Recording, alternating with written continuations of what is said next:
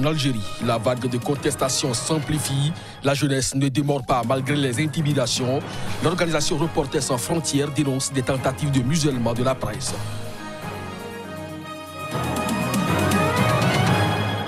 Le Parti démocratique de Guinée équatoriale règne en maître absolu.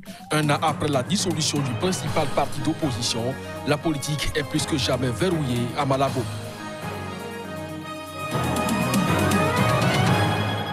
Renvoi mardi en RDC par les autorités ougandaises de 70 anciens membres de la rébellion du mouvement du M23, rapatriement qui entre dans le cadre d'un accord signé en 2013.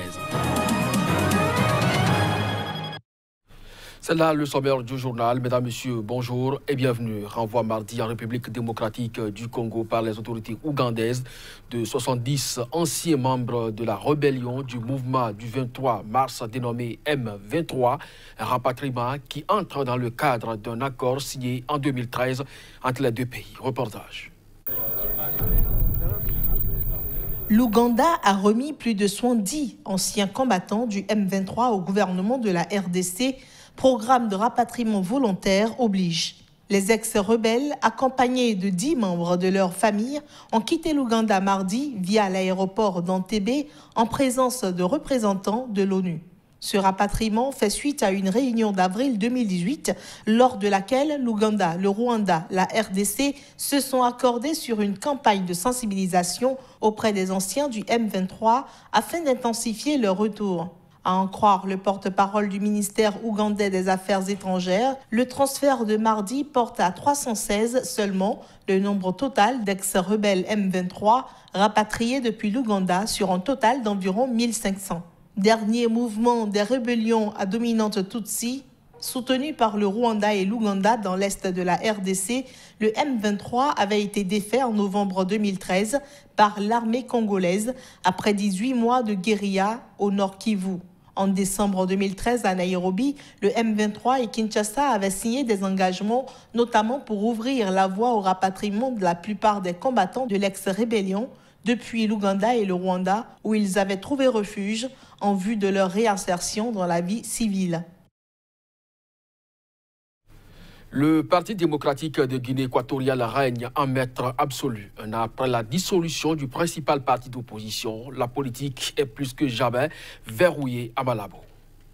En Guinée équatoriale, le parti au pouvoir dicte sa loi. Mardi, le second parti d'opposition équato-guinéen, Convergence pour la démocratie sociale, a affirmé qu'un de ses militants avait été arrêté et incarcéré pour avoir critiqué le président Teodoro Obiang Nguema. Le 26 février 2018, le Parti citoyen pour l'innovation, CI, a été dissous par la justice. Le verdict est tombé à la fin d'un procès d'une centaine de ses militants, arrêtés fin décembre 2017, après des échauffourées avec les forces de l'ordre pendant la campagne électorale des législatives de novembre. En mai 2018, la Cour suprême a condamné à 30 ans de prison 21 de ses militants. Parmi eux figurait le seul député d'opposition à l'Assemblée nationale. Depuis, c'est l'hécatombe pour ce parti qui avait réussi à galvaniser des milliers de militants lors de cette campagne, un fait rare en Guinée équatoriale. Pour de nombreux jeunes, il ne sert à rien de militer dans l'opposition, car c'est verrouillé. Depuis l'arrivée au pouvoir de Teodoro Obiang Nguema en 1979, l'opposition n'a eu que des miettes à l'Assemblée. Lors des législatives de 2008, 2013 puis 2017, elle n'a obtenu qu'un seul siège sur 100. À chaque fois, elle a dénoncé l'irrégularité de ces scrutins. Un procès de putschistes présumé doit se tenir à Malabo courant mars. Plusieurs opposants en exil ont été cités comme commanditaires du coup. Fuyant les violences intercommunautaires dans la région de Mopti, environ 500 personnes, toutes des Peuls, se sont installées sur un site de Faladié, en plein cœur de Bamako, la capitale malienne. Un camp installé sur une décharge qui expose les déplacés à des maladies. Halima Ben Touré, notre correspondant au Mali, a fait une incursion dans la zone. Reportage. À cause de l'insécurité qui sévit au centre du pays, de nombreuses populations se sont déplacées en direction de la capitale. Ces déplacés sont arrivés de la région de Mopti, principalement des villes de Koro et Bankas. Ici, en plein cœur de Bamako, au quartier Faladier, nous sommes sur un site qui sert de camp de déplacés pour 400 à 500 Peuls ayant fui ces affrontements. Ils ont fui la mort dans leur village. Bori, mon village, a été attaqué en pleine nuit. Les milices d'Ozo sont venues la nuit. Ils ont brûlé les maisons et tiré sur les gens. J'ai pu m'enfuir avec mon petit-fils et nous sommes très fatigués. Je suis de Kundogo, un village de Bankas. Nous avons été attaqués par des Dozo vers l'aube. Ils se sont aussi attaqués à nos bétails et brûlé nos maisons. Le camp de Faladier est installé sur une décharge. Se partageant des huttes qui leur servent d'habitation, les déplacés exposés à l'odeur nauséabonde des ordures, synonyme de toutes sortes de maladies, sont assistés par quelques ONG et associations de médecins volontaires. Depuis quelques jours, nous suivons un peu ces déplacés. Ils sont relativement difficiles à gérer pour beaucoup de choses parce que souvent il y a certaines personnes qui n'ont jamais été à l'hôpital. Il y a certaines personnes qui se gênent pour expliquer ce qu'ils ont.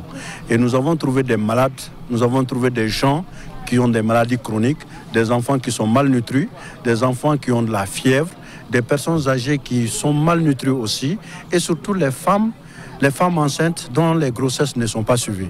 Ce qui est une catastrophe généralement, un danger pour la femme enceinte, un danger pour l'enfant qui doit venir. Et les enfants qui sont malnutris, mal soignés et mal pris en charge. Et nous avons trouvé ces gens-là ici.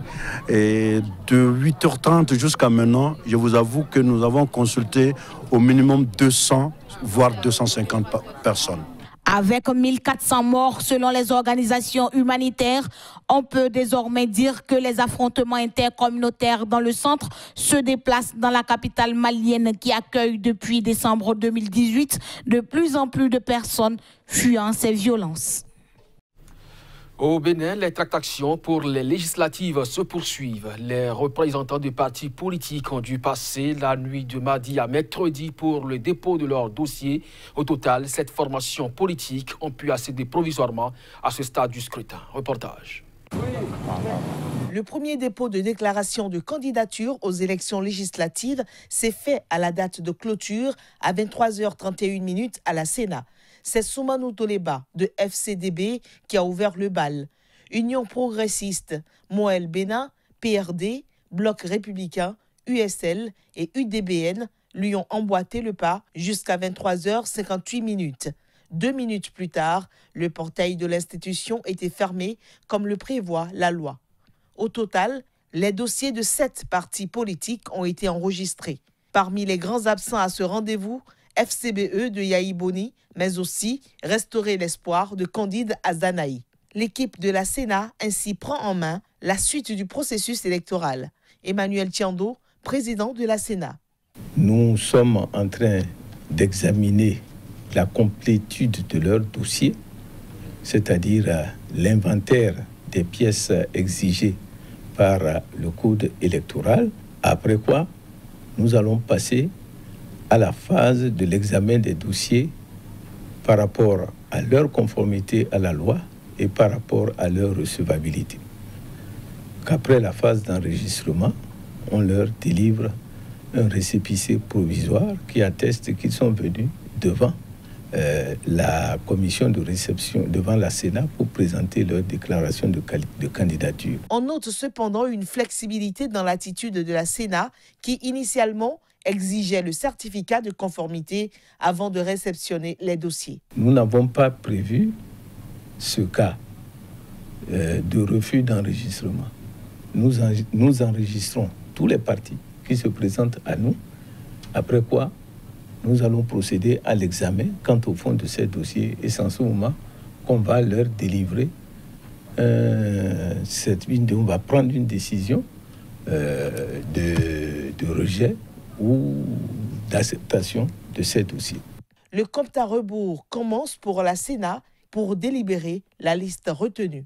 L'incertitude plane sur les élections législatives prochaines. C'est une première au Bénin que de gros cylindrés de l'opposition ne participent pas. L'accès au quitus fiscal et au certificat de conformité ont été les principales épines dans les pieds des partis politiques.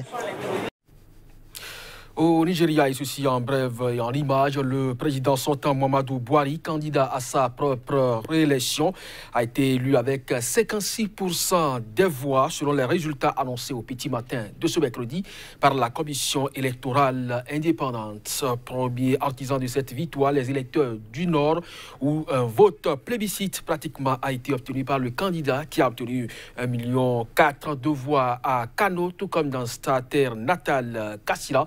C'est une information sur laquelle nous reviendrons plus amplement dans nos prochaines éditions.